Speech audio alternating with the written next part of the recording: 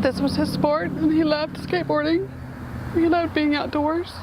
For Rebecca Norris, this skate park represents her son's life and his memory. In 2010, some students, some skaters went to the city and went to the council meeting and petitioned for a skate park, and then it went from there, and there was some land donated and a grant, and so there was a future skate park already in the plan at the time of Jackson's accident, and then it was 6 weeks later after the accident that they named the park in my son's memory that wasn't built yet. 15-year-old Jackson was hit and killed by a car in 2011 while he was skateboarding in Lockhart.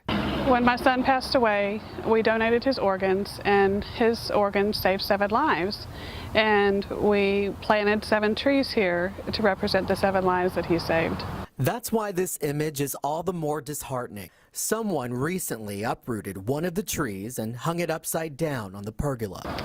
It's incredibly disrespectful, not just to the city, to destroy city property, but to the pain it brings to the family and Jackson's friends. It's incredibly hurtful. Sadly, this isn't the first time we've seen vandalism at the Jackson Tyler Norris Memorial Skate Park. In fact, in the last 6 months, it's escalated. You know, it's kind of a slap in the face to the family and to the memory of the young man that this park was dedicated to, and definitely not what the Buda represents. Park Supervisor Juan Mosqueda is all too familiar with the problem. As you can see here, they've defaced some of the park benches, and then they've left cigarettes in the cigarette butts in the deal. They've actually taken a Sharpie marker and written, you know, some graffiti on the fence post. We have a lot of paint that we cover up graffiti, and it's really prevalent in the bowl. If you walk with us this way, in the bowl you can see that we've covered up graffiti that they've spray painted on. Over the weekend that we found another location where they have accessed the fence. I guess they were jumping the fence over there, but then they decided to make their own access point. And it doesn't stop there. The restroom's been closed down for some time because they kicked over the porcelain toilet and just ripped it out of the foundation. They ripped off the door handle of the restroom, and then if you walk back this way, well, up there they broke into it by kicking in the vent, so we've had to close the vent up. And then over here, they ripped the light off the wall. They tore up to this access panel, and then they ripped the hinge off, or the hasp off the door. We try to lock all that stuff, but when they break the locks off and rip the doors off, there's not much we can do. We've even had the city seal stolen off this sign, but we've since replaced it. There is no place for criminal behavior at this park. This is a memorial park.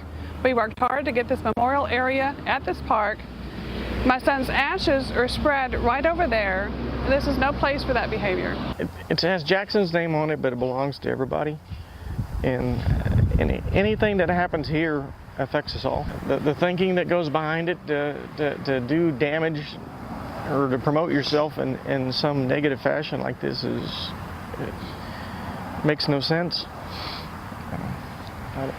I hardly understand it. Vandalism is considered criminal mischief. The penalty all depends on the amount of damage. That penalty could run anywhere from a Class C misdemeanor to a first-degree felony.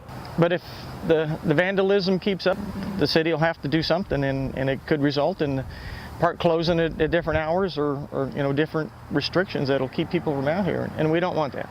We want it to remain as open as possible. He's asking the public to keep an eye out and to report anything suspicious. Jackson's parents are happy that this park serves as a safe spot for those who love skateboarding as much as Jackson did. He was funny and caring and giving, and he made sure that no one was left behind. He made sure that no one was bullied when he was around. He was full of life, and there was nobody he wouldn't help. And this park would have been perfect for him. If anyone has any information regarding previous damages, please call the Buda Police Department at 512-312-1001. If anyone witnesses criminal activity in progress, please call dispatch at 512-393-7896.